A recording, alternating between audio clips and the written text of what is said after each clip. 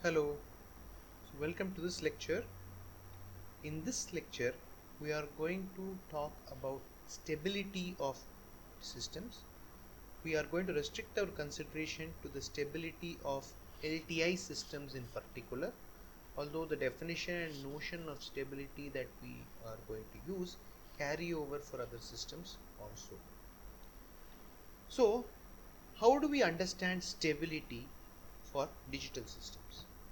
So, the way to think about it is, do we always get a proper output when the input is proper? Okay, we are deliberately being loose here. When we say proper and proper, that basically means something sensible or something finite.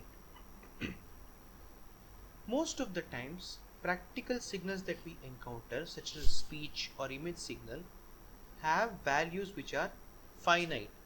For example, whenever you encode and compress a speech signal, the waveform has finite sets of values and never goes to infinity. Given that that is the case, we can expect that if you have a system which takes these inputs, all of which are finite, does it also return a finite range of outputs? So in other words, if the range of inputs is bounded, can we ensure that the range of outputs is also bounded? This actually has a very practical utility. The important notion here is, because digital signal processing is typically done on a computer has finite range precision. So if your input values are going to be boosted up, or they are going to be blown out of proportion by a system, then if you recall our discussion on digital versus discrete, digital systems have an ability to store a finite number of values. For example, a 10-bit system is going to be able to hold only 1024 values, which can be, let us say, minus 512, minus 511, up to 511. If your system amplifies a value beyond 511, then the system may cap it at 511, which means your information is lost. Instead, if we ensure that the range of inputs is kept bounded, when the range of inputs is bounded, you ensure that the range of outputs is also bounded. We can ensure stability. We can ensure that the system remains proper, and we call such a system a stable system. So, what is our notion? It's called BIBO stability, or it's called bounded input, bounded output. That is, I'm sorry about this, if your inputs are all finite, then the outputs are also going to be finite. This is actually an incredibly useful feature to have, and most practical systems have it. Okay, so this is because, for example, because when you develop systems, if you satisfy this, then that's one step closer to ensuring that when you implement it on a computer or a digital signal processor, you will not encounter overflows or clipping or those kinds of effects which will essentially spoil your waveform and cause huge distortions which may actually destroy the data that you are trying to process. So this bounded input, bounded output notion is actually very important, and that is what we are going to focus on in connection with linear time invariant systems. Let us look at some examples. Let's take this Hn is 0.9 power n un. Okay, this is a one-sided exponential. Okay, so for example, it will look like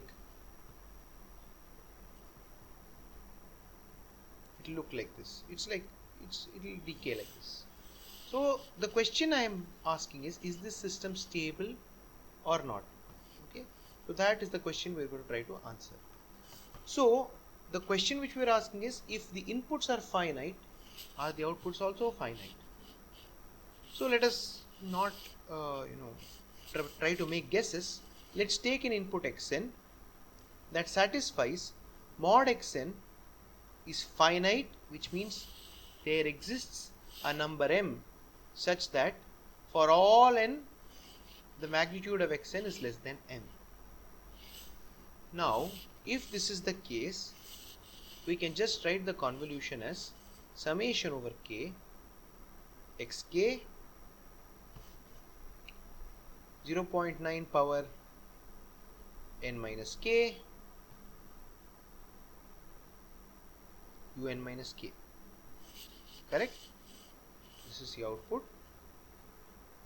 You know that you can also reverse the order, that you can write this as summation over k 0.9 power k u k x n minus k. Now I'm going to play a trick over here. I can basically take the magnitude on the right hand side and put a less than or equal to,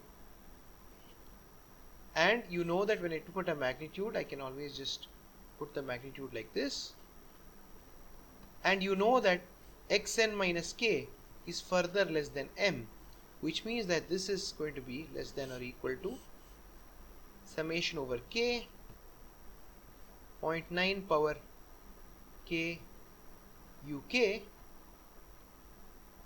okay, this times m, because my bound on x is m, and this you can show is, you want to try it or you want me to say it? Okay, this will be 10m. Now if m is a finite number, 10m is also a finite number. Okay, so it looks like this is a stable system. Now if you try the same thing for 2 power n un, you will find that this summation on the right hand side actually blows up. So you will actually get infinite for finite input. But whenever you want to show converses, you just have to find one case where it's true. So you need to give me a finite input such that 2 power n un gives me an infinite output. This is very easy to do. As an example, if you convolve 2 power n un with just un, you can show that the outputs are unbounded.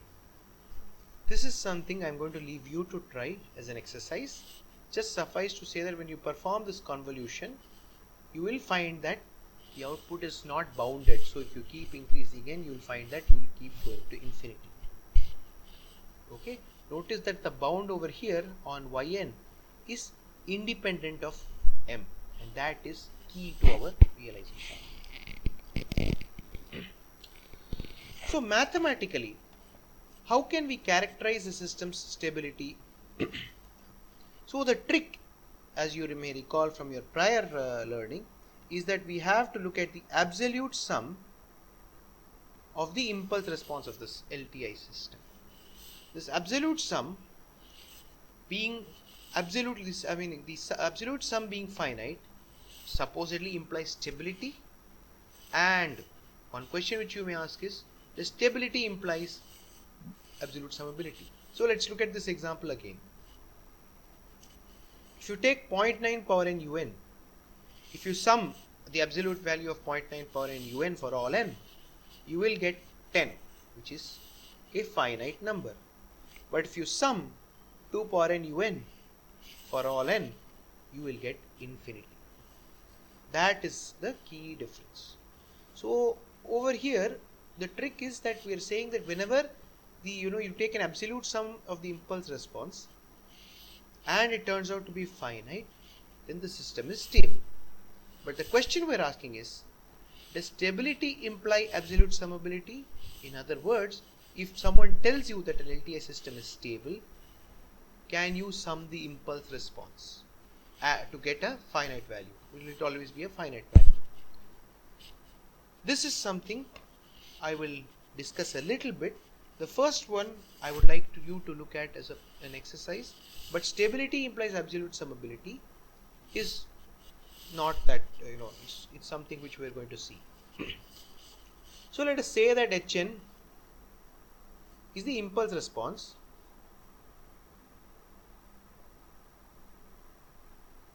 of a stable system. I'll write stable LTI system. Okay. So now we are going to now prove that it is absolutely summable. And to do so, I am going to use the contrapositive, that is, let us suppose that summation Hn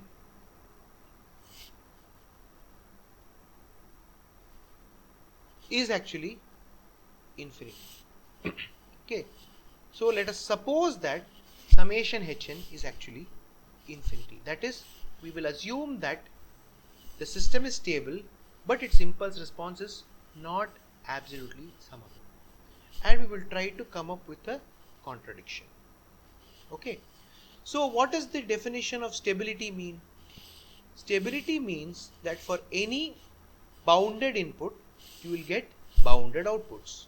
So then, if I can construct a bounded input, then the output will be bounded.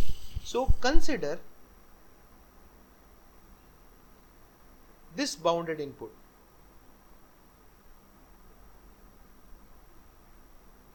Okay, the special bounded input Xn is signum of Hn. It's a special bounded input. That is, this is equal to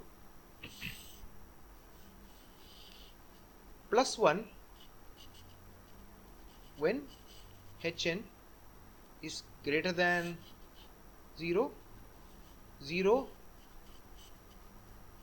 when Hn is equal to 0, and -1 when Hn is less than 0.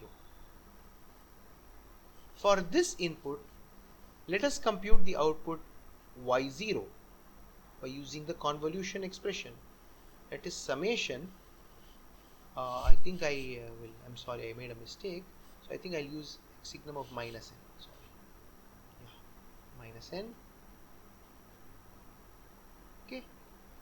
And this is actually a bounded input because all the inputs are, magnitude of all the input is less than or equal to 1. So this is going to be summation k runs from -infinity to infinity xk, which is signum of Hn,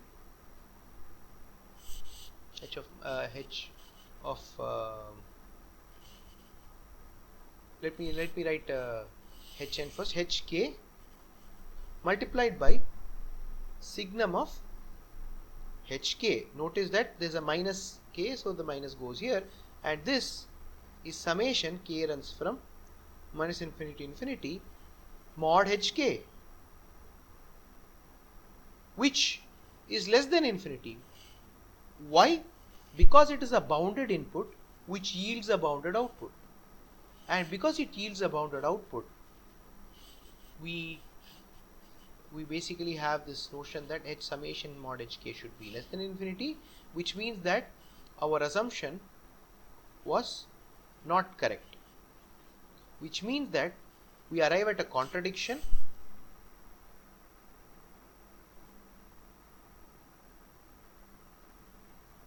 That means that stable implies Hn is absolutely summable.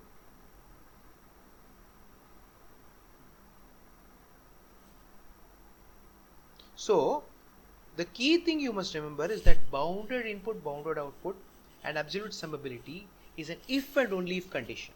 That is, if the system is stable, then the bounded inputs always yield bounded outputs. If the LTI system's impulse response is absolutely summable, then it is a stable system, meaning bounded inputs always yield bounded outputs. So basically you should remember that whenever an impulse response is absolutely summable, it's a BIBO system. Whenever it's a BI/BOLTA system, its impulse response is absolutely summable. Please refer to the notes for some more guidance on this topic. Thank you.